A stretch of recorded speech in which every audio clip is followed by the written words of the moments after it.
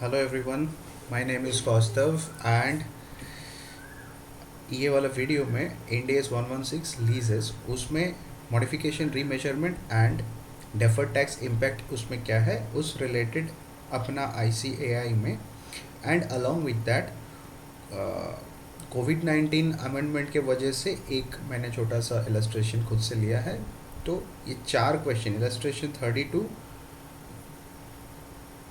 Then illustration 35, illustration 37 and ये एक कोविड-19 amendment वाला क्वेश्चन है। तो चार क्वेश्चन करेंगे। Lease modification and remeasurement will be done, yes will be done. तो ये वाले वीडियो में सल्यूशन मैं बैठ के पूरा करूँगा नहीं, बिकॉज ऑलरेडी करके रखा है मेरे तरीके से। आप लोगों को समझाना है, दैट्स इट। क्योंकि पूरा सॉल्व करते बैठेंगे तो ये रिवीजन वीडियो फिर फुल लेंथ 5 घंटे का लेक्चर बन जाएगा। अभी एग्ज़ाम टाइम है, मेरा यही मोटो है कि जितना जल्दी आप लोगों को ये बड़ा सा एक टॉपिक है वो कवर किया जा सके। चलो, let us just start with our content. Illustration 32 entity. देखो, कोई भी क्वेश्चन जब सॉल्व करेंगे सबसे पहला स्टेप है we need to identify the lessee and lessor. Entity W entered into a contract for lease of retail store with entity J on January 2001। ये sentence पढ़ने से W is the lessee and entity J is the lessor and inception date is 1/1/2000। ये वाला जो date है, this is our inception date, lease inception. Initial recording इसी date में होगा। The initial term of the lease is 5 years with a renewal option of further 3 years. The annual payments for initial term and renewal term is 1 lakh and 1,10,000 respectively. तो यहाँ पे 1 लाख है, 1,10,000 है and renewal option 3 साल, initial term 5 साल। The annual lease payments will increase based on the annual increase in CPI at the end of preceding year. For example, the payment due on 1st January 2002 will be based on CPI available at 31st December 2001. ये पूरा paragraph पढ़ के we understand that variable payment linked to an index or CPI, hence it is a part of lease payments. ठीक है, okay. Entity W's incremental borrowing rate at the lease inception date and as at 1/1/2004, ये जो date है ये remeasurement वाला date है, that is 1 से लेके 4 तक, 2 3 4, तो आफ्टर 3 years। तो दोनों डिस्काउंटिंग रेट है 5% and 6% respectively and CPI rate दे के रखा है 120 and 125 respectively. Okay, CPI rate देखो, यहाँ पे एक चीज़ बताना है। जो CPI रेट है ना, जो इंडेक्स का रेट है, वो रेट चेंज कब करना है? चेंज उस दिन करेंगे जिस दिन अपना एक्चुअल कैश फ्लो चेंज हो रहा है। यहाँ पे एक्चुअल कैश फ्लो चेंज हो रहा है 1/1/2004 से, क्योंकि 1/1/2004 से अपना actual cash flow will change, because यहाँ पे अपना लीज का टर्म चेंज हो रहा है। तो यहाँ पे अपना एडजस्टमेंट फैक्टर होगा 125/120, ये एडजस्टमेंट फैक्टर होगा। चलो, और देखो यहाँ पे सारा जो पेमेंट का डेट है ना वो 1 जनवरी दिया हुआ है। It means this is a clear case of payment eight the beginning of the year. तो इसका एडजस्टमेंट बहुत ट्रिकी है एंड यही रीज़न ये क्वेश्चन मैंने लिया है। ओके, आगे पढ़ते हैं। At the lease commencement date entity W did not have a significant economic incentive to exercise the renewal option. ये पढ़ने से इतना समझ में आता है कि इनिशियल रिकॉग्निशन होगा, उसमें लीज टर्म लिया जाएगा 5 साल का।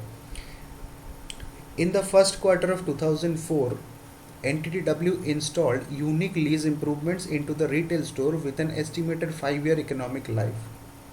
ओके, वहाँ से लेके 5 साल, तो 3 साल बीत गया और 5 साल, तो अपना 8 साल का टर्म है, कवर हो जाता है।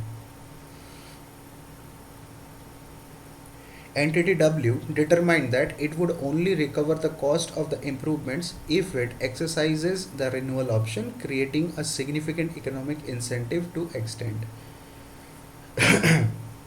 तो यहाँ पे बेसिकली रीमेजरमेंट अकाउंटिंग अपने से पूछा है. तो as on first quarter there is a significant leasehold improvements. That means it is probable that the term will extend. Lessee will reassess the changed conditions. Hence there is no change in the original lease agreement. Hence it is a clear case of remeasurement. इतना तक समझ में आता है. Okay तो remeasurement है. यहाँ पे दो चीज़ है. एक तो इंक्रीज इन लीज टर्म 5 साल से 8 साल हुआ, तो रिमेनिंग कितना है 5 साल. तो इसमें जो टर्म में चेंज होता है दैट इज़ वहाँ पे न्यू डिस्काउंटिंग रेट एप्लीकेबल होता है. एंड दूसरा क्या यहाँ पे हो रहा है, change in variable lease payment, that is index change हो रहा है ना. उस दिन तो सीपीआई भी चेंज हो रहा है अपना. तो सीपीआई 120 से 125 हुआ. अभी सीपीआई वेरिएबल पेमेंट रिलेटेड कुछ भी चेंज होता है उसमें हम लोग ओल्ड डिस्काउंटिंग रेट लेते हैं. अभी कन्फ्यूजन है कि न्यू ले कि ओल्ड ले. देखो जहाँ पे सिर्फ वेरिएबल लीज रेंट में चेंज होता है वो केस में ओल्ड लेना है, बट यहाँ पे लीज टर्म में भी चेंज हो रहा है. Hence revise liability would be calculated at new discounting rate that is 6% per annum. Okay तो ये मेरा एक छोटा सा वर्किंग है डिस्काउंटिंग फैक्टर का. तो ये अलग से मैं आप लोगों को भी सजेस्ट करूँगा कि हर एक क्वेश्चन जब आप लोग सॉल्व करोगे लीजेस का एंड फाइनेंशियल इंस्ट्रूमेंट का, ये एक टेबल आप लोग बना के नीचे बैठ जाओ वर्किंग में. तो इनिशियल रिकग्निशन एज ऑन 1 जनवरी 2001 ये वाले डेट में अपने को क्या करना होगा. इनिशियल रिकॉर्डिंग देखो अपने को पता है present value of future lease payments. अभी ये कैलकुलेशन मैंने यहाँ पे नीचे वर्किंग में दिखा कर रखा है. इनिशियल रिकग्निशन सबसे पहले ईयर अपना 1 से लेकर 5th ईयर तक है, क्योंकि इनिशियली तो लीज टर्म 5 साल का था ना, एंड डिस्काउंटिंग रेट इसमें तो 5% लिया जाएगा. फर्स्ट ईयर में डिस्काउंटिंग फैक्टर 1 लेना है, क्योंकि यहाँ पे बिगिनिंग ऑफ द ईयर है. बिगिनिंग ऑफ द ईयर अपना लीज पेमेंट हो रहा है, तो ये डिस्काउंटिंग फैक्टर लिया. देन कैश फ्लोज 1 लाख का है, प्रेजेंट वैल्यू इसका निकाले. तो प्रेजेंट ये दोनों को मल्टीप्लाई करके अपना प्रेजेंट वैल्यू आ गया, उसको यहाँ पे समेशन किया तो 454,600 आता है अपना इनिशियल रिकग्निशन में. जो इनिशियल रिकग्निशन अपना हुआ उस दिन का जर्नल एंट्री क्या होगा, ROU asset account debit to lease liability 454,600. Then ROU asset जो अपना यहाँ पे रिकग्नाइज हुआ, this will be depreciated on SLM basis. Initially तो 5 साल टर्म है तो 5 साल में अपने डेप्रिशिएट करेंगे. एंड जो लीज लायबिलिटी है that will be amortised. Okay इधर पे फिर अपना स्टेप 2 है. याद रखना स्टेप 1 क्या है, इनिशियल रिकग्निशन. स्टेप 2 क्या है, कैरिंग अमाउंट आफ्टर 3 ईयर्स.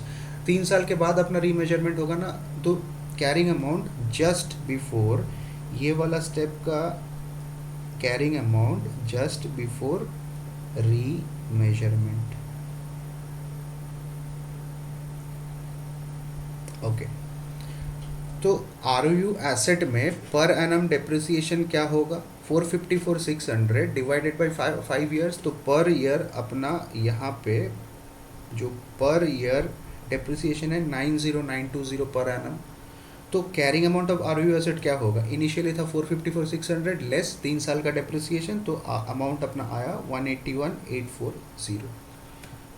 कैलसी में चला के देख लो, 90920 into 3 minus 454,600 that comes to 181,840. Okay next step है लीज लायबिलिटी का अमोर्टाइजेशन. मतलब कैरिंग अमाउंट निकालेंगे लीज लायबिलिटी का जस्ट बिफोर रीमेजरमेंट. तो यहाँ पे 3 साल तक ही करना है ना, क्योंकि 3rd ईयर के एंड में रीमेजरमेंट होगा. तो ईयर 1 2 3 ओपनिंग बैलेंस क्या होगा, 454,600. यहाँ पे एक देखो मेन यहाँ पे फंडा क्या है, जो ओपनिंग वाला चीज़ कैलकुलेट करने का, एक तो ओपनिंग बैलेंस लोगे, उसमें से लेस करोगे इंस्टॉलमेंट, उसके बाद ऐड करोगे इंटरेस्ट। ये अपना यहाँ पे फॉर्मूला है।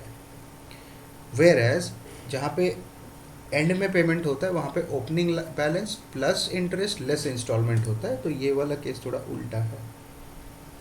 And this is the difference. तो year 1 year 2 year 3 opening balance है 454,600, 454,600 लेस 1 लाख, और फर्स्ट ईयर में कोई इंटरेस्ट पेमेंट तो हो नहीं रहा है क्योंकि डे 1 पे दे दिया पैसा, तो यहाँ पे बैलेंस कितना आया 354,600। अभी अगले साल, अगले देखो ये साल का इंटरेस्ट अगले साल देगा ना, तो 354,600 इंटू 5%, तो 17,730। ये वाला इंटरेस्ट आप यहाँ पे इंटरेस्ट कॉलम में डाल दो। कहाँ से आया, यहाँ से आया, इंटरेस्ट कॉलम में डाल दो। नेक्स्ट स्टेप इज, यहाँ पे ओपनिंग बैलेंस क्या आया 354,600 माइनस 1 लाख प्लस 17,730। अभी बैलेंस आता है 272,330। 272,330 में अगले साल का इंटरेस्ट 5%, 13,617, ये यहाँ पे ऐसे डाल दो। अभी 272,330 यहाँ पे ओपनिंग आ गया, 272,330 ओपनिंग आ गया, less 1 lakh plus 13,617, that comes to 1859 क्या किया भाई, 272,330 लेस 1 लाख प्लस 13,617।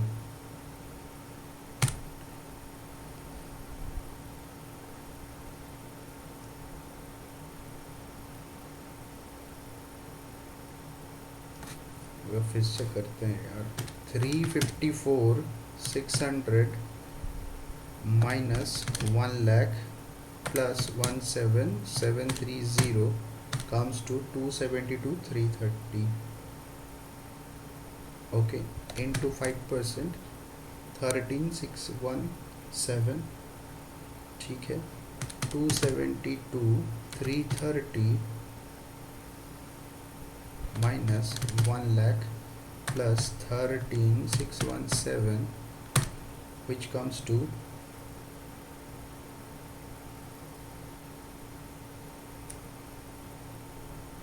181.9%। अरे यहाँ पे मैंने लिखने में गड़बड़ कर दिया है यार, 272,330 less 1 lakh plus 13,617, which comes to 185,947, 185,947 यहाँ पे आया। उसमें 5% इंटरेस्ट लगा लो, 9297 आता है अगले साल का इंटरेस्ट 5%। तो ऐसे करके आप लोगों को इंटरेस्ट मिल गया। देखो ये एक जो डॉटेड बॉक्स बना के रखा है ना, interest eight 5% and closing balance, this is notional, this is only for the calculation of interest. अभी इतना हो गया इंटरेस्ट कैलकुलेशन, उसके बाद हम लोग फॉर क्लोजिंग बैलेंस निकालने के लिए रेड वाला बॉक्स के अंदर जाएंगे। अभी जो इंटरेस्ट निकला इसको एक कॉलम ऊपर शिफ्ट कर देना, मतलब इंटरेस्ट 17,730 को फर्स्ट ईयर में डालो, 13,617 को सेकेंड ईयर में डालो, 9297 को थर्ड ईयर में डालो। अभी ये डालने के बाद फिर से एक्चुअल क्लोजिंग बैलेंस निकालो, 454,600 less 1 lakh plus 17,730 is equal to 372,330। तो 372,330 less 1 lakh plus 13,617, which comes to 285,947, and 284,947 यहाँ पे ओपनिंग आ गया। तो उसके बाद क्या करोगे, उसमें से लेस करना है 1 lakh plus 9297, which comes to 195,244। और यहाँ पे मैं फिर एक बार जो ये जो अपना ओपनिंग देखो यहाँ पे तो ओपनिंग, तो इसमें तो छोड़ दो, कोई बात नहीं। इसमें ओपनिंग आया था 330, 372 330, एंड इसमें ओपनिंग आया 285,947। तो ये सब करके अपना यहाँ पे कैरिंग अमाउंट ऑफ लाइबिलिटी निकल गया 195,242। यही वाला पोर्शन ट्रिकी है ये ओपनिंग वाला में, ये कैलकुलेशन आप लोग ध्यान से करना। Next is step 3। अभी स्टेप 3, रीमेजर्ड लाइबिलिटी अपने को निकालना है as on the date of remeasurement. अभी रिमेनिंग टर्म 5 साल है, 6% का डिस्काउंटिंग फैक्टर लेना है। तो रिवाइज्ड कैश फ्लो होगा ईयर 1 2 3 4 5, एंड देखो पहला 2 साल अपना जो कैश फ्लो क्या होगा, 1 लाख इंटू अपना CPI फैक्टर। पहले देखो 1 लाख डिवाइडेड बाई 120 जो पहले था इंटू 125 बाद में बना, तो 104,167 ये होगा ईयर 1 ईयर 2 के लिए। ईयर 1 ईयर 2 के लिए एक होगा 345 के लिए। यहाँ पे एडिशनल टर्म के लिए क्या था, 1,10,000 इंटू 125 डिवाइडेड बाई 120, ये आता है 114,583। तो 114,583 अगले 3 साल के लिए, ये अपना कैश फ्लो निकल गया। फिर डिस्काउंटिंग फैक्टर ईयर 1 में एक लेना है क्योंकि बिगिनिंग में है, तो वैसा करके 5 साल का डिस्काउंटिंग फैक्टर लो, उसका समेशन करके अपने को रिवाइज लाइबिलिटी मिलता है 491,375। तो लायबिलिटी, अभी रिवाइज लायबिलिटी अभी कंपेयर किसको करेंगे, कंपेयर इसको समझ लो ए मैं नाम देता हूँ और इसको बी नाम दे देते हैं। तो ए और बी में कंपैरिजन होगा। तो लायबिलिटी पहले कम था अभी बढ़ गया है, तो लायबिलिटी इंक्रीज हो रहा है। तो liability has increased by 491,375 less 195,244। तो this is the increase in liability 296,131। तो मेजरमेंट डेट में यहाँ पे जर्नल एंट्री क्या पास करेंगे, ROU asset debit to lease liability, and revised ROU asset क्या होगा। अभी ROU एसेट का कैरिंग अमाउंट था 181,840, तो उसमें जर्नल एंट्री का इफेक्ट मार दो, 296,131 ऐड हो जाएगा, तो ROU एसेट का क्लोजिंग बैलेंस होगा 477,971 and it will be depreciated over remaining 5 years। तो प्रोस्पेक्टिव जो नया वाला डेप्रिसिएशन है, चाहो तो वो भी एक्स्ट्रा कैलकुलेट करके आ जाओ। चलो मैं ही कर देता हूँ आप लोगों के लिए।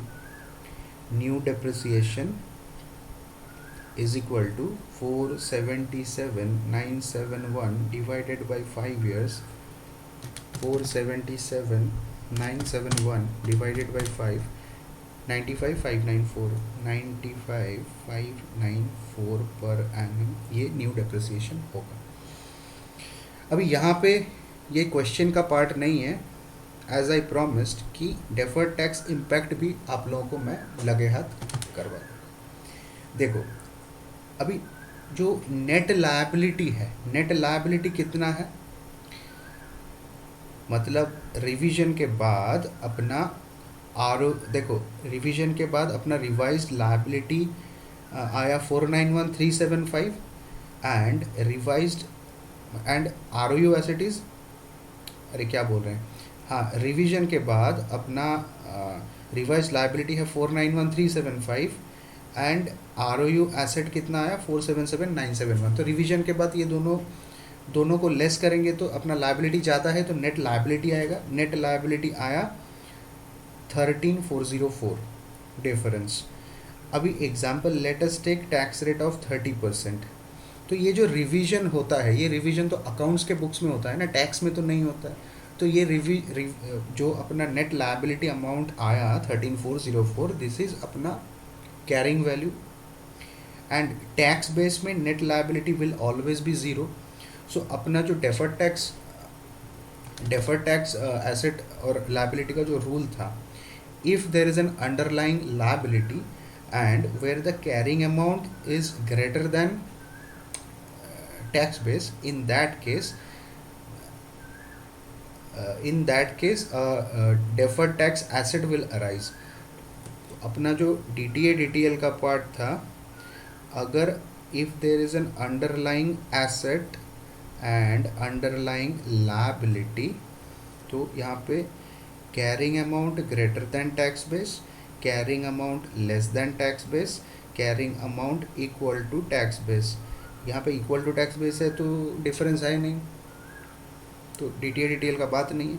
Carrying amount greater than tax base अगर एसेट का केस होगा, in that case we will recognise a DTL, and carrying amount greater than tax base जो है लाइबिलिटी का केस होगा तो DTA रिकॉग्नाइज करेंगे। और नीचे वाला जो है ये carrying amount less than tax base, इसमें उल्टा ट्रीटमेंट होगा। एसेट के केस में DTA रिकॉग्नाइज होगा, लाइबिलिटी के केस में DTL रिकॉग्नाइज होगा। तो अपना ये केस फॉल कर रहा है ये वाला में, carrying amount greater than tax base and it is an underlying liability, so ये DTA क्रिएट होगा। तो DTA कितना अमाउंट पे क्रिएट होगा, 13404 जो अपना डिफरेंस आया वो इंटू 30% 4021। ये एडिशनल कॉन्सेप्ट एक मैं आप लोगों को बता दिया। ऐसा एक सम आपका जो इंडेस 12 वाला ICI मटेरियल है उसमें एक दिया हुआ है कि लीजेस के केस में टैक्स इम्पैक्ट क्या होता है DTA का। Okay, let us solve illustration number 35, modification that decreases the scope of the lease, modification that decreases the scope of the lease. Okay, lessee enters into a 10-year lease for 5,000 square meters of office space. Okay, the annual lease payments are 50,000 payable at the end of each year। यहाँ पे चलो अच्छी बात है कि यहाँ पे and वाला है तो नॉर्मल कोर्स में कैलकुलेशन होगा। The interest rate implicit in the lease can not be readily determined, तो वो डिटरमाइन जब नहीं हो पाता इन दैट केस अपने सेकेंड ऑप्शन लेते हैं, that is lessee's incremental borrowing rate at the commencement date is 6% per annum. चलो, at the beginning of year 6 मतलब 5 साल के बाद, lessee and lessor agree to amend the original lease, lessee and lessor agree to amend the original lease। ये वाला बड़ा ही important line है, where the lessee and lessor agrees to amend the original lease, so this is a clear case of modification and not a case of remeasurement। Okay, lessee and lessor agrees to reduce the space to only 2500 square meter, मतलब reduce 5000 से 2500 कर दिया, तो इसका ये मतलब है तो कितना, मतलब ROU राइट ऑफ यूज़ जो गिवन अप है वो कितना है, 2500 by 5000 into 100 is equal to 50%, ये right to use given up कर दिया। चलो, of the original space starting from end of the first quarter of year 6, ठीक है। The annual fixed lease payments from year 6 to year 10 are 30,000। तो एक तो जो स्कोप उसने सरेंडर, मतलब जो ROU एसेट जो राइट टू यूज सरेंडर किया उसके वजह से लीज रेंट में भी फ़र्क आया, 50,000 से 30,000 हुआ। हालांकि ये इसका स्टैंड अलोन प्राइस अगर होता, अगर ये स्टैंड अलोन प्राइस में होता तो एग्जैक्टली 25,000 आना चाहिए था, बट 30,000 है, मतलब ये स्टैंड अलोन प्राइस में नहीं है, hence this will not be considered as a separate lease. ये जो 30,000 है, ये 30,000 जो है कहाँ पे लिखे है, this is not standalone selling price and hence not a separate lease, तो इसको मॉडिफिकेशन ट्रीट करेंगे।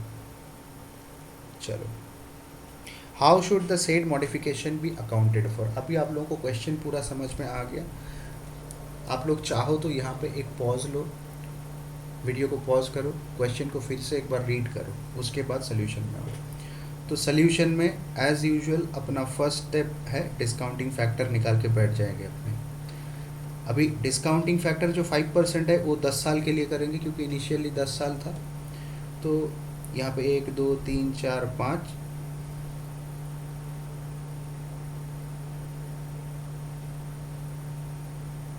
और यहाँ पे होगा 6 7 8 9 10। वो नंबरिंग थोड़ा गड़बड़ हो गया, जो भी है अमाउंट सही है।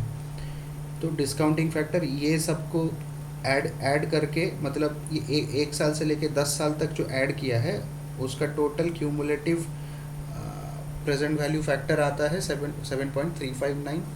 एंड डिस्काउंटिंग फैक्टर 6% लेंगे। ये तो देखो मॉडिफिकेशन के बाद, 5 साल है तो 5 साल का कैलकुलेट करना है। 5 साल का इसका प्रेजेंट वैल्यू फैक्टर आता है 4.212। चलो इसको बाद में। उसके बाद अपना स्टेप 2 आता है इनिशियल रिकग्निशन। इनिशियल रिकग्निशन कैसे करते हैं आप लोगों को अच्छे से पता है। इनिशियल रिकग्निशन कैसे करेंगे? Present value of future lease payments. See, financial instrument पढ़ने के बाद अगर आप लीजेस करोगे ना, आपको बहुत इजी लगेगा, बहुत सिमिलरिटी है। ये प्रेजेंट वैल्यू वाला चीज़ जो मतलब जो इनिशियल रिकग्निशन हो रहा है, तो there are lot of similarities between these two chapters. Okay, तो इनिशियल रिकग्निशन में अपना लीज रेंट था 50,000 एंड क्यूमुलेटिव फैक्टर यहाँ पे आया था 7.359। इसको मल्टीप्लाई करेंगे तो 367,950। तो इनिशियल रिकग्निशन पे जनरल एंट्री पास कर देंगे, ROU asset debit to lease liability. Okay, then our step 3 is carrying amount before modification. इसको जस्ट बिफोर मॉडिफिकेशन जो कैरिंग अमाउंट है उसको निकालना होगा। ROU एसेट 5 साल का डेप्रिसिएशन लेस करेंगे, 367,950 माइनस 5 साल का डेप्रिसिएशन, ये अमाउंट अपना आता है 183,975। देन लीज लायबिलिटी का अमोर्टाइजेशन करेंगे। यहाँ पे अच्छी बात ये है कि एंड ऑफ ईयर है, तो एंड ऑफ ईयर जहाँ पे है वहाँ पे अपने को कोई टेंशन नहीं है, एकदम बिंदास अपना एज यूजुअल वे में करेंगे। तो यहाँ पे ओपनिंग बैलेंस देखो, इसको कैसे करेंगे ये कैलकुलेशन। ईयर 1 में अपना बैलेंस क्या था जो जर्नल एंट्री पास किए, 367,950 और इंटरेस्ट रेट लेना है 6%, जो अपना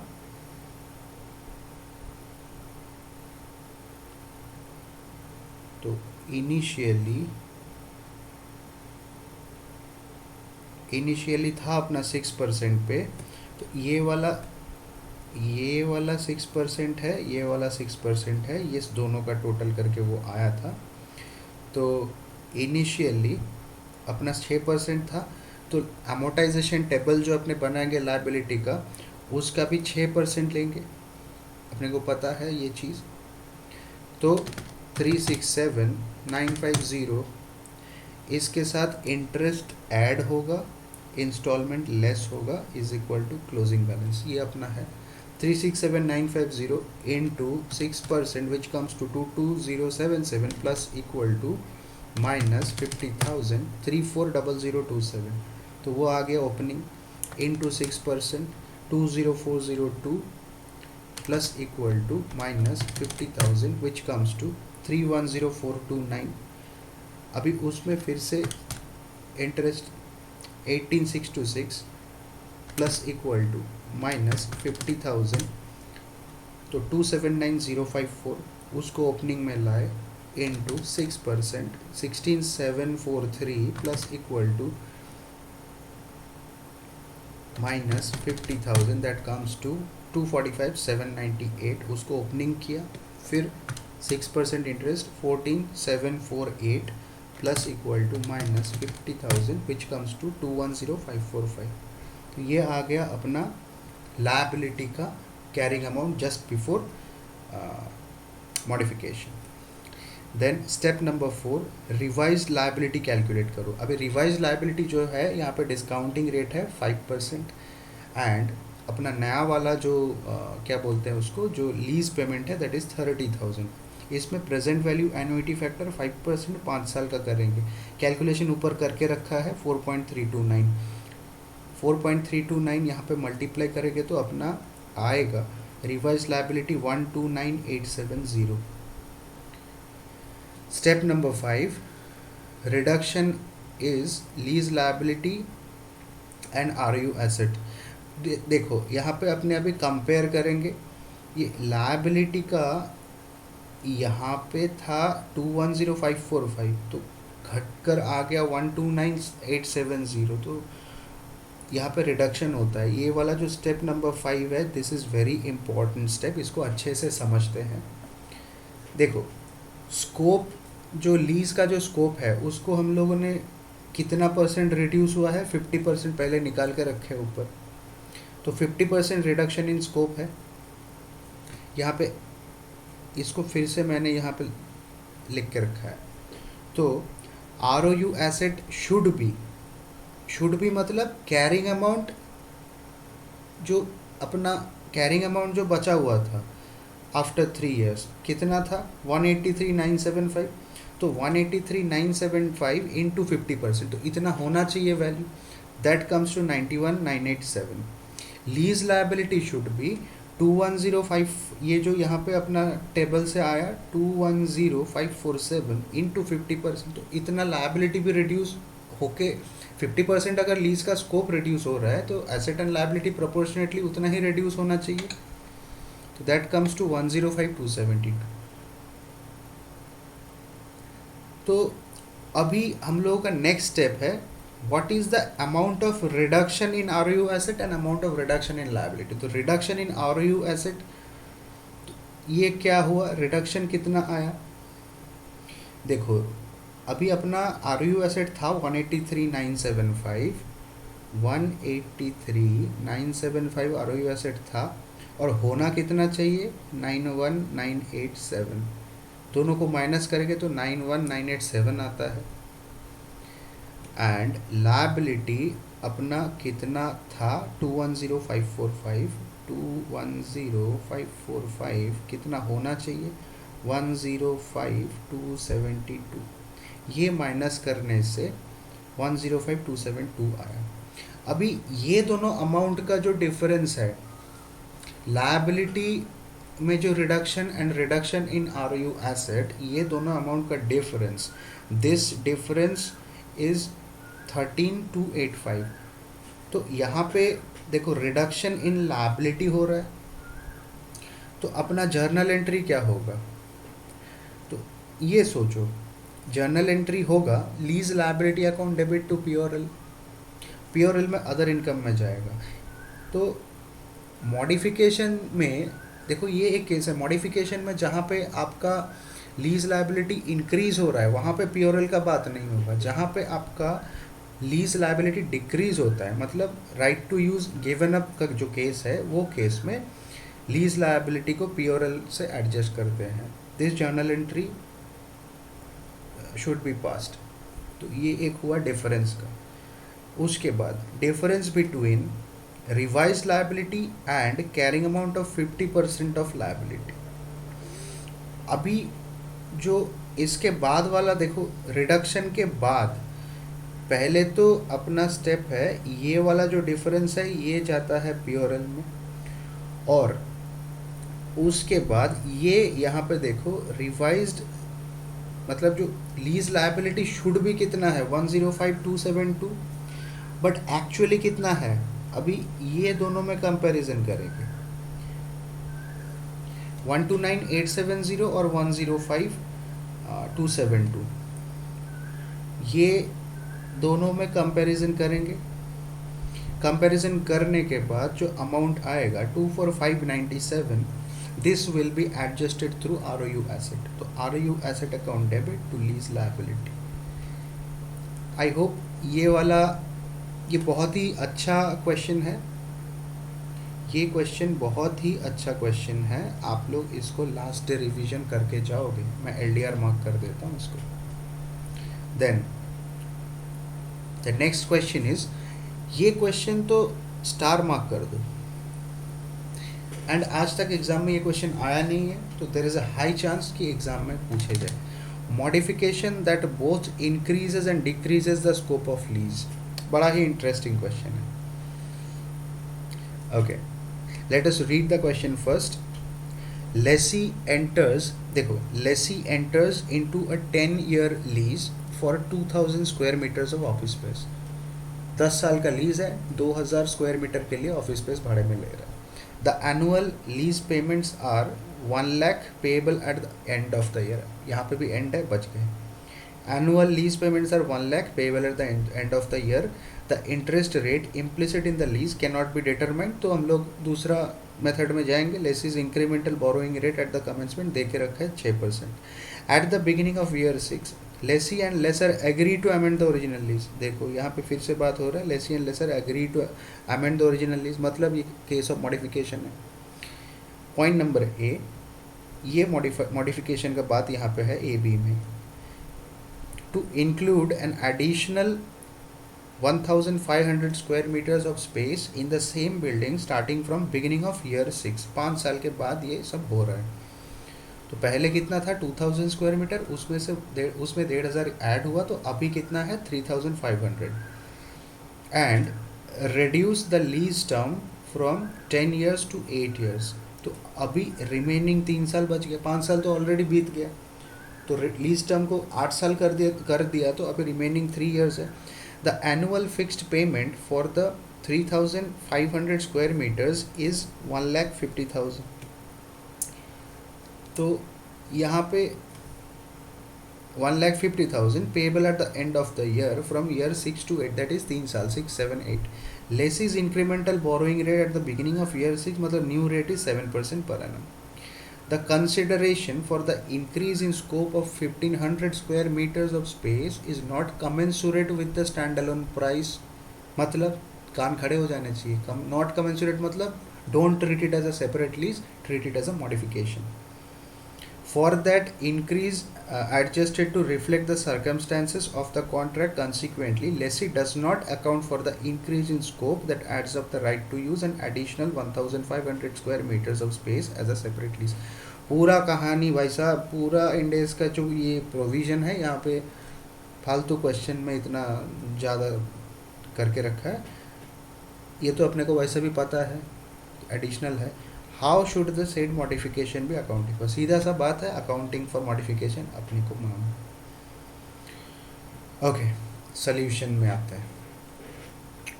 यहाँ पे मैंने नोट्स, एक छोटा सा नोट दे के रखा है। Lessee gets additional right to use, this right to use is not commensurate with the standalone selling price, hence it is not a new ROU asset and it is a case of lease modification।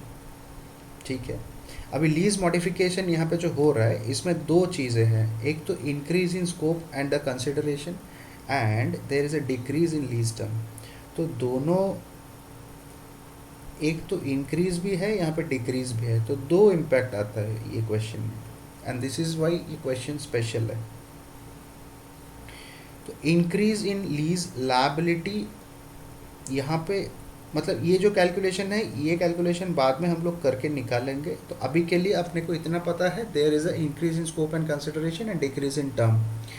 तो अपना सबसे पहला क्या काम करेंगे आप लोग, discounting factor eight 6%, ये ऊपर वाला क्वेश्चन में ऑलरेडी बना के रखा था, तो वो मैंने उठा लिया 7.359, एंड डिस्काउंटिंग फैक्टर एट 7%, तो 3 साल का निकाल के रख दो 2.624, ये अपना एक काम हो गया। उसके बाद स्टेप 1 है इनिशियल रिकग्निशन। इनिशियल रिकग्निशन क्या है, present value of future lease payments. तो इनिशियली अपना तो 10 साल का है, तो लीज रेंटल है 1 lakh into present value annuity factor, तो करके अपना आता है 735,900। जर्नल एंट्री उस दिन का मार देंगे, ROU asset debit to lease liability. Then step 2 carrying value just before modification, ये अपने को करना है। ROU एसेट के लिए करेंगे, ROU एसेट का जो हिस्टोरिक कॉस्ट था 735,900 माइनस 5 साल का डेप्रिसिएशन माइनस कर देंगे उसमें, तो एग्जैक्टली द हाफ अमाउंट आएगा 367,950। उसके बाद लीज लायबिलिटी का अमोर्टाइजेशन करेंगे। यहाँ पे अमोर्टाइजेशन के बाजू में हमेशा ये जो अमोर्टाइजेशन है,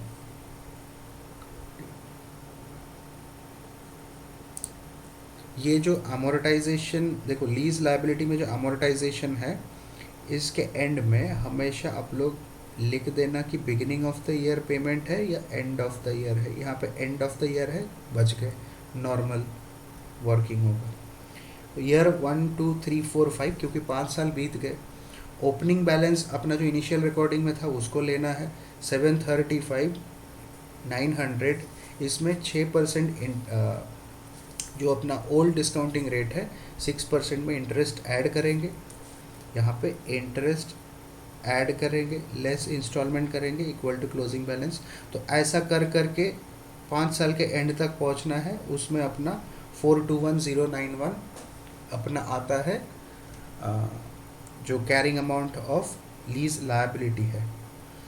उसके बाद step number 3 is revise liability. अपना रिवाइज लीज रेंटल कितना है, 1.5 लाख इंटू 2.624, यहाँ पे करके रखा था present value annuity factor at 7%। तो ये अमाउंट अपना रिवाइज लायबिलिटी आ गया 393,600। तो ओवरऑल कितना चेंज हुआ है, पहले लीज लायबिलिटी था 421091, वहाँ से कम होके 393,600। तो ये जो डिफरेंस है दिस कम्स टू 27491।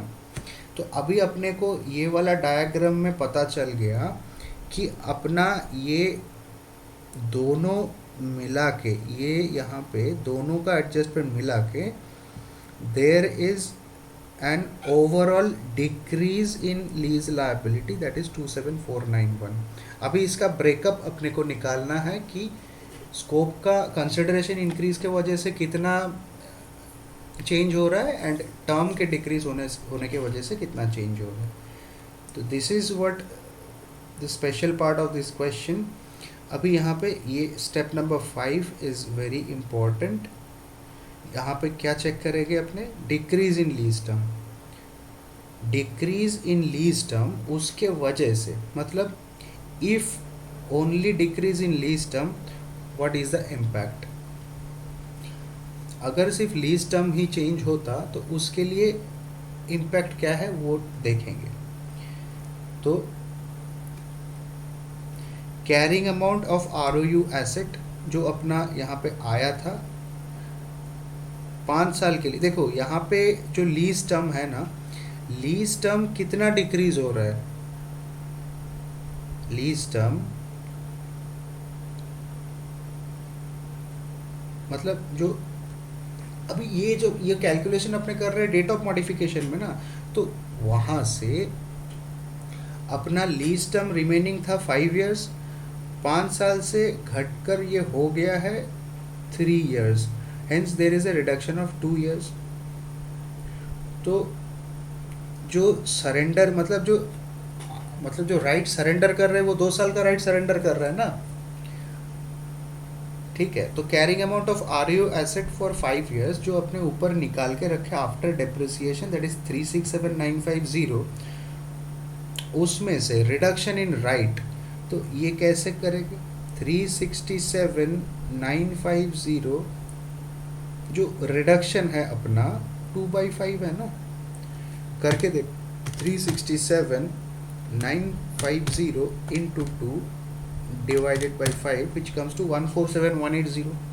तो रिडक्शन को माइनस करेंगे तो अपना कैरिंग अमाउंट आफ्टर रिडक्शन, मतलब दिस शुड बी, ये वाला जो है this should be the carrying amount after reduction that is 227,770। Then lease liability should have been, इसका क्या कैलकुलेशन है, लीज लायबिलिटी 5 इयर्स का जो अपने निकाल के रखे थे फॉर 5 इयर्स, मतलब रिमेनिंग 5 साल के लिए, इफ मतलब इफ देयर इज, ये कैलकुलेशन कैसे होता है ना, if there is no reduction, अगर रिडक्शन नहीं होता तो कितना होना चाहिए था। तो lease liability for the remaining 5 years 421091 है, ये टेबल से यहाँ पे निकल के आया 421091, वो डालो। एंड ये वाला जो फिगर है ना, कैरिंग अमाउंट आफ्टर रिडक्शन कितना होना चाहिए, यहाँ पे वो पीरियड फैक्टर करने से बात नहीं बनेगा। क्यों बात नहीं बनेगा पीरियड फैक्टर करने से, क्योंकि यहाँ पे time value of money associated है। तो टाइम वैल्यू ऑफ मनी है तो पीरियड फैक्टर से काम नहीं चलेगा। तो कैरिंग अमाउंट आफ्टर रिडक्शन 3 साल के लिए कितना होगा ये निकाल लो।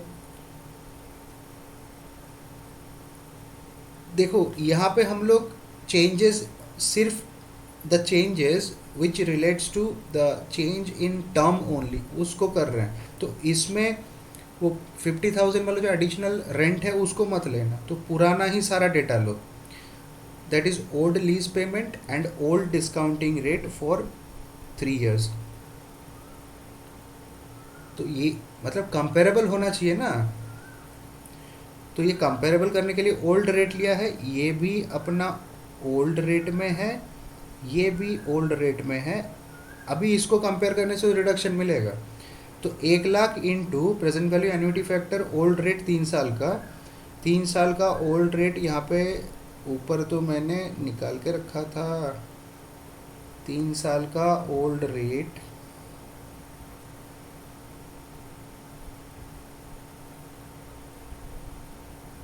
कहाँ पे निकाल के रखा था भाई तुमने? अच्छा, वो पुराना क्वेश्चन से उठाया था, पुराना क्वेश्चन का 3 साल का ये है 0.705 प्लस 0.665 प्लस 0.627 विच कम्स, अच्छा ये वाला, ये फर्स्ट 3 years का लेना है ना, ये 3 को लेंगे 0.952 plus 0.907 plus 0.864 which comes to 2.723, 2.723 अपना discounting present value annuity factor आता है, 2.673 कितना है ये, 6% है ना, 6% है, तो अरे अरे अरे अरे अरे, ये वाला रेट तीनों लेना है, 0.943 plus 0.890 plus 0.840 which comes to 2.673, तो ये रेट यहाँ पे अपने लेके 1,00,000 इंटू 2.673 ओल्ड डिस्काउंटिंग रेट लेना है टू मेक इट कंपेरेबल। देखो एप्पल टू एप्पल कंपैरिजन अगर करना है तो आपको तो डिस्काउंटिंग रेट भी दोनों केस में सेम लेना होगा ना, तो न्यू रेट कैसे लोगे? तो ये कंपैरिजन मतलब करंट लीज लायबिलिटी 5 साल के लिए 421091 है, 3 साल के लिए 26730, जो डिफरेंस है वही तो रिडक्शन होगा ना, जो डिफरेंस आता है यही रिडक्शन इन लायबिलिटी है। रिडक्शन क्या, ये बैलेंसिंग फिगर यहाँ पे है, बट रिडक्शन किस वजह से हो रहा है? Due to surrender in lessee, यहाँ पे अपना राइट टू सरेंडर कर रहे हैं, उस वजह से रिडक्शन हो रहा है। अभी यहाँ पे ये दोनों जो रिडक्शन है, ये दोनों रिडक्शन को अपने कंपेयर करते हैं, ये रिडक्शन को कंपेयर करने से अपना P&L का वो आता है, मतलब जो डिक्रीज वाला केसेस है उसमें P&L हिट होता है, आपको पहला क्वेश्चन में दिख गया। तो दिस डिफरेंस 153,791 माइनस 147,180 6611, तो ये वाला डिफरेंस जो 6611 है ये P&L में जाएगा, एंड डिफरेंस, एंड उसके बाद यहाँ पे एक और काम करेंगे, revised liability for 3 years at 7%। तो देखो यहाँ पे ना मैं एक नोट दे देता हूँ, while calculating think as if this is the only change। ये टाइम पे आप भूल जाओ कि उधर पे वो इंक्रीज इन स्कोप में क्या हुआ था, वो देखना ही नहीं है, तो आपको फिर क्लिक होगा। अभी रिवाइज लायबिलिटी कैलकुलेट करो for 3 years eight the rate 7%, तो रिवाइज लायबिलिटी कैलकुलेट करते वक्त ऑलवेज हम लोग नया वाला डिस्काउंटिंग रेट लेंगे। नया डिस्काउंटिंग रेट का जो क्यूमुलेटिव फैक्टर है 2.624 निकाल के रखा था, तो यहाँ पे 1 लाख इंटू 2.624 ये करने से अपना ये वाला वैल्यू आता है रिवाइज लायबिलिटी का 2,62,400। तो ये 2,62,400 और यहाँ पे जो कैरिंग अमाउंट जो होना चाहिए, देखो लायबिलिटी 147,180 और ये जो रिडक्शन है 153,791, ये वाला रिडक्शन पीएल में जाएगा, और 153,791 एंड यहाँ पे जो रिवाइज्ड लायबिलिटी था अपना, दैट इज़ क्या मैं बोल रहा हूँ, ये वाला जो डिफरेंस है ये आपका पीएल में जाता है, मतलब जो रिडक्शन में जो डिफरेंस है वो, एंड जो कैरिंग अमाउंट मतलब जो रिवाइज्ड लायबिलिटी जितना होना चाहिए और जितना है उसका जो कंपैरिजन है वो आपका जाएगा आरओयू एसेट में।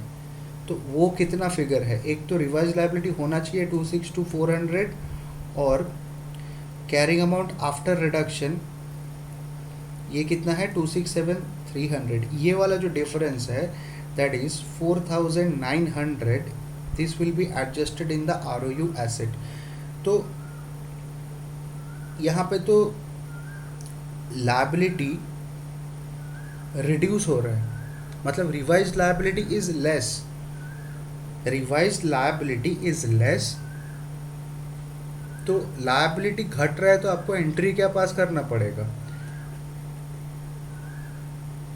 अरे सोचो, लायबिलिटी जहाँ पे घटता है वहाँ पे एंट्री होगा, इतना तो पक्का है कि लीज लायबिलिटी अकाउंट डेबिट होगा, क्रेडिट किसको करेंगे, क्रेडिट आरओयू एसेट को करेंगे, उल्टा एंट्री पास होगा यार। सो ये भी इम्पॉर्टेंट है, फर्स्ट टाइम अपना लीज में ऐसा एंट्री कहाँ पे आया, नहीं तो ऑलवेज होता है आरओयू एसेट टू डेबिट, यहाँ पे है lease liability account debit to ROU asset.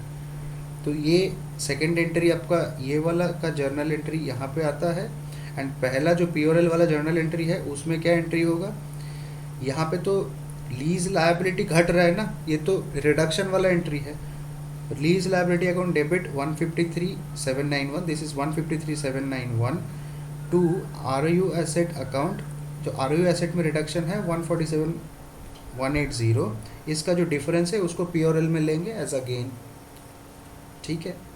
तो पीओएल में चला गया, ये अपना दो डेट ऑफ मॉडिफिकेशन का एंट्री यहाँ पे मार दिए ड्यू टू, ये कौन सा एंट्री है, लीज टर्म वाला चेंजेस। अभी इसके बाद इंक्रीज इन कंसिडरेशन, इसके वजह से कितना चेंज होगा, कंसिडरेशन कितना अपना चेंज हुआ है, पहले था मतलब अभी हुआ है 1.5 लाख, पहले था 1 लाख, तो एडिशनल कंसिडरेशन है 50,000 into present value annuity factor at new rate 7% for 3 years, new rate 7% पर 2.624 ऊपर निकल के रखा है, 50,000 इंटू 2.624 विच कम्स टू 131,200। अभी अपने को सारा फिगर मिल गया है, अभी वो अपना एनालिसिस वाला चार्ट में हो, देखो अपने को इतना पता है कि अपना इन टोटल क्या इम्पैक्ट है मॉडिफिकेशन का, there is a net decrease of 27,491। अभी इसमें इंक्रीज इन मतलब जो अपना डिक्रीज इन टर्म है, रिडक्शन इन लीज टर्म, उसके वजह से रिडक्शन इन लायबिलिटी का कितना होगा, देखो रिडक्शन लायबिलिटी का जो जर्नल एंट्री से समझ जाओ, जर्नल एंट्री में कौन कौन सा लायबिलिटी रिडक्शन हुआ था, लायबिलिटी डेबिट का क्या क्या आया था, अपना ये दो आइटम आया था ना, ये दो आइटम अपना लायबिलिटी का डेबिट हुआ था, 153,791 प्लस 4,900 विच कम्स टू 158,691, तो 158,691 ये हुआ है अपना decrease in lease liability, and in total कितना डिक्रीज दिखाना है अपने को, अपने को नेट डिक्रीज पता है कि 27,491, तो बैलेंसिंग मेथड से भी आप लोग इसका फिगर, ये बैलेंसिंग फिगर निकाल सकते हो, 158,691 माइनस 27,491, तो यहाँ पे 131,200 आता है। अभी बैलेंसिंग फिगर क्यों निकालो, मैं तो ये दूसरा ऑल्टरनेटिव तरीका सिखा रहा हूँ, ये तो नीचे अपने कैलकुलेट करके बैठे ऑलरेडी 131,200, तो यहाँ पे पुट करो 131,200 एंड 158,697, 131,200 इंक्रीज है एंड ये वाला डिक्रीज है, तो नेट डिक्रीज कितना आएगा 158,691 माइनस 131,200 27491 टैली हो गया अपना। तो ये वाला क्वेश्चन आप लोग डेफिनेटली आपका लास्ट डे में करके जाओगे भाई। ये क्वेश्चन आ गया एग्ज़ाम में, आधा आधा से ज़्यादा स्टूडेंट हाथ ऊपर कर देंगे कि भाई अपने को नहीं आता। अरे क्यों नहीं आएगा, इजी है बहुत। अगर ये क्वेश्चन एग्ज़ाम में कभी आ गया तो 16 मार्क्स के नीचे नहीं आएगा एंड आपका 16 मार्क्स स्ट्रेट अवे सिक्योर हो जाएगा। ये आने का चांसेस बहुत ज़्यादा है एग्ज़ाम में। इसके बाद अपने एक लास्ट क्वेश्चन करेंगे, question on covid amendment, and इसमें लेसी का अकाउंटिंग में क्या इम्पैक्ट होता है वो देखेंगे। अ लेसी क्वेश्चन रीड करते हैं। सबसे पहले तो मैं ये चेक करता हूँ यार वीडियो कितना लेंथी हो रहा है। दिस इज़ 55 मिनट्स, चलो ठीक है, not that much. A lessee enters into a 15-month lease agreement on 1st January 2020. तो ये अपना इंसेप्शन डेट हो गया। The monthly payments are 1000 payable in arrears. Arrears मतलब एट द एंड बच गए। The business of the lessee is significantly impacted by कोविड-19 and so the lessor agrees to provide a rent concession. यहाँ पे rent concession का बात हो रहा है। On 31st March 2020, the lessor agrees to defer 6 months of payments unconditionally in 2020, that is March to August। मतलब मार्च का भी रेंट डेफर कर रहा है। तो इसने रेंट दिया कितना भाई, तो रेंट दिया for January and February 2 months rent. तो मार्च से लेके अगस्त तक उसने डेफर कर दिया, no rent will be paid with the corresponding increase to future rentals। सितंबर से लेके फरवरी 21 तक उसने इंक्रीज रेंट देगा। This implies that in lieu of the monthly lease rental of rupees 1000 from March to August, the lessee will have to pay 2000 from September to February। तो यहाँ पे पहले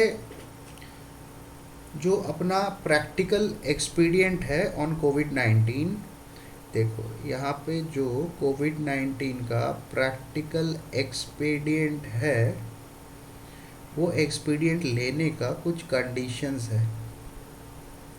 एक तो rent concession is due to direct impact of कोविड-19 और lockdown. दूसरा क्या है, the rent shall be reduced or substantially same। Overall increase is not allowed। तो अपना ये जो केस है, एंड तीसरा कंडीशन है the concessions in the form of rent reduction, deferment, in the form of rent reduction deferment shall not extend beyond 30th June 2022। तो यहाँ पे अपने चेक करेंगे कि ओवरऑल रेंट इंक्रीज हो रहा है कि नहीं। देखो ये केस में क्या बोल रहा है, वो 6 महीने का रेंट देगा नहीं, मतलब उसका सेविंग्स कितना हुआ 6000।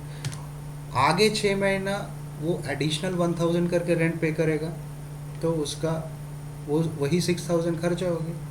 तो यहाँ पे अपना केस रेंट सब्सटेंशियली सेम में फॉल कर रहा है, रिड्यूस तो हुआ नहीं बट सब्सटेंशियली द सेम ये कैटेगरी में फॉल करता है। हेंस ओवरऑल डिक्रीज है नहीं, तो प्रैक्टिकल एक्सपीडियंट के लिए एलिजिबल है। एंड यहाँ पे लास्ट जो रेंट कंसेशन है दैट इज, देखो रेंट कंसेशन है टू अगस्त 2020, अगस्त 2020। अपने तो यहाँ पे बात कर रहे हैं 30 जून 2022 तक, तब this is very much within the time limit. तो अपना कंडीशन सेटिस्फाई हो गया। And rent concession is due to कोविड-19, वो तो क्वेश्चन में बोल के रखा है कोविड-19, तो तीनों कंडीशन सेटिस्फाई हो गया, hence the lessee is eligible to take the expedient. चलो अपने कहाँ तक पढ़े थे, the lessee will have to pay 2000 from September to February and future lease rentals continue to be 1000। मतलब जो लास्ट मंथ है, जो मार्च वाला रेंट होगा उसमें 1000 रेंट देगा। Assume incremental borrowing rate on 1 January, जो अपना लीज इंसेप्शन डेट था 12% था, and that on 31 March is 9%। Show the accounting impact in case of lessee, in case the lessee decides to take the, okay lessee eligible है and he decides to take the expedient. Show the adjusting entry on 31 March 20, that is as on the date of this calculation, and also the lease liability schedule in the year 2021। ये lease liability schedule को आप लोग एक time के लिए काट दो, this is not important. यहाँ तक अपना क्वेश्चन है। एडिशनली क्या बोल रहे हैं, depreciation on a straight line basis amounts to be rounded off to the nearest whole number, show the monthly effects. तो सारा कैलकुलेशन अपने को मंथली करना होगा। ये एक क्वेश्चन का नया बात है, कैलकुलेशन मंथली है। तो देखो सोल्यूशन में, rent concession is in the form of rent deferral, that is March 20 to August 20, 6 महीना, with the corresponding increase in future rent for 6 months।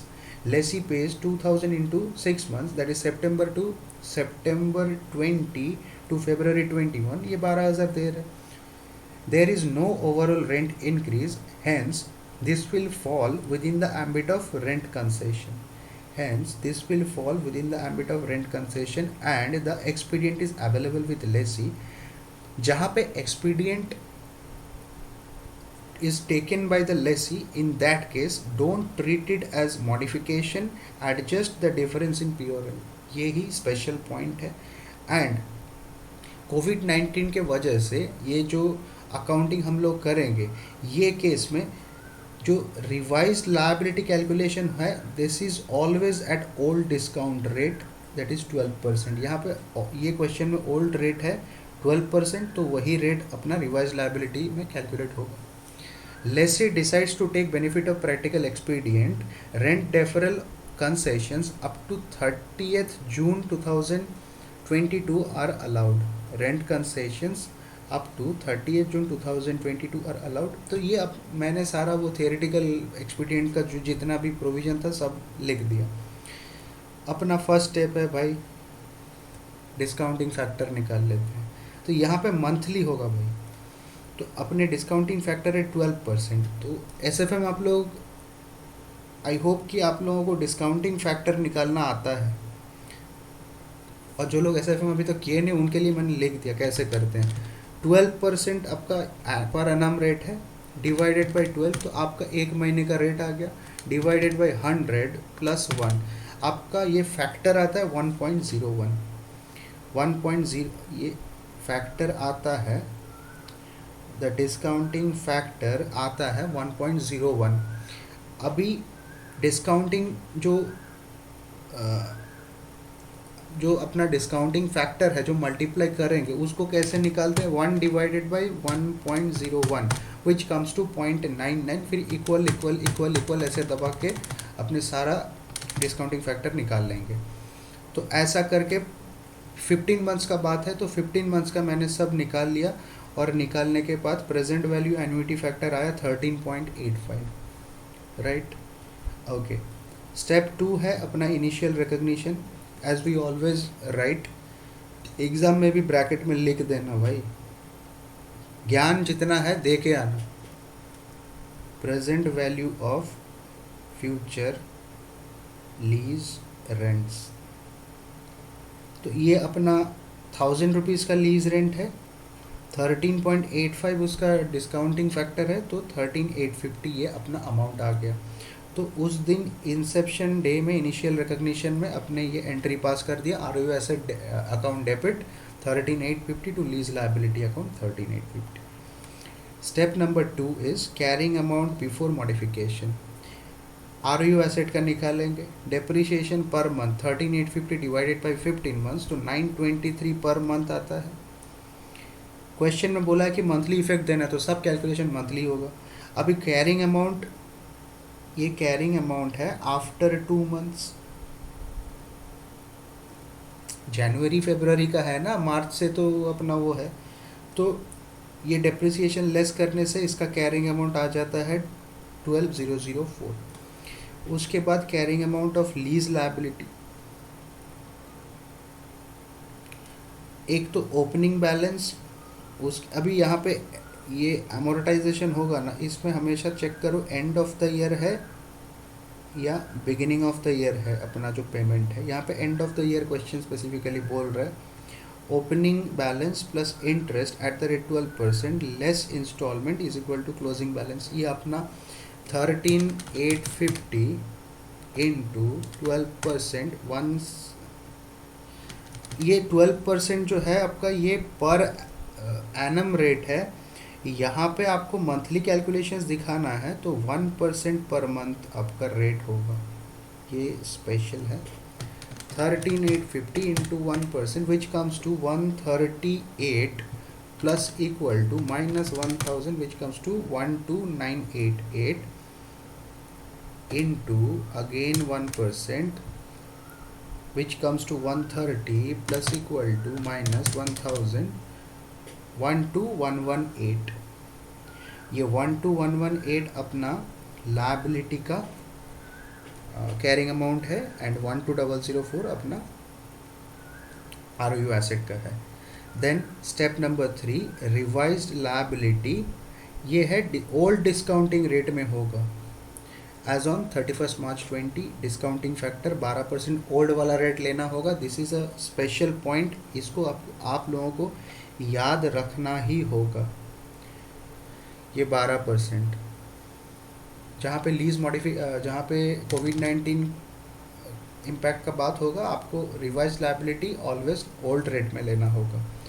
तो मंथ्स कहाँ से कब से होगा, मार्च महीना से अपना चालू होगा, मार्च से लेके 13 मंथ्स. तो 1 2 पहले नंबरिंग कर दो 1 2 3 4 5 6 अप टू 13.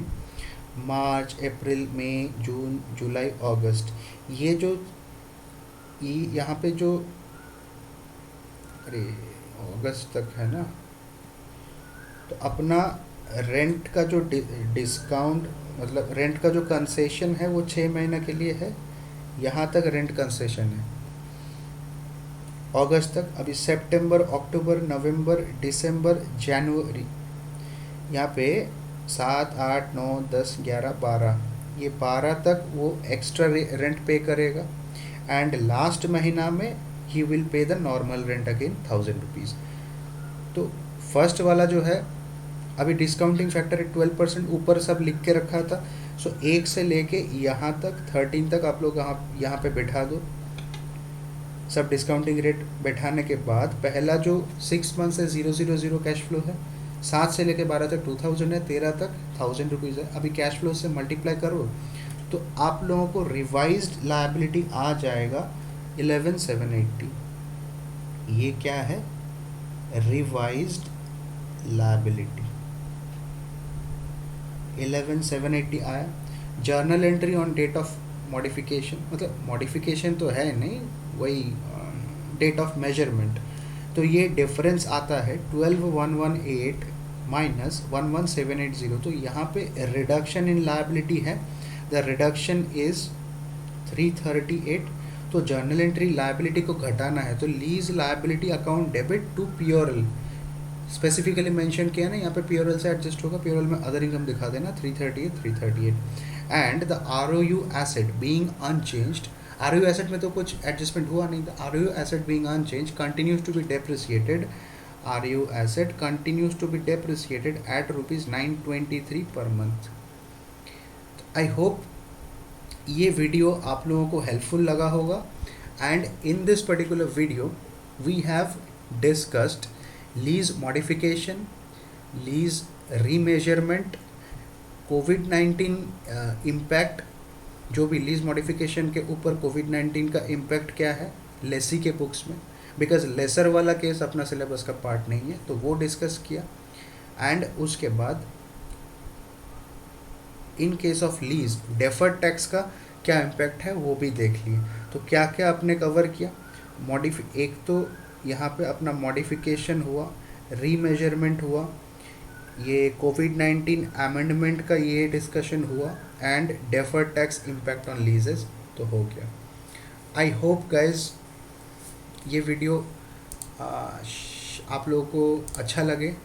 देखो टोटल 1 घंटा 10 मिनट हुआ है, सो 70 मिनट्स में अपना लीज का ऑलमोस्ट 90% एरिया कवर हो गया, रिवाइज हो गया अच्छे से। आप लोग ये वीडियो को लास्ट डे में देख लोगे, 70 मिनट में आपका लीज कंप्लीट हो जाएगा।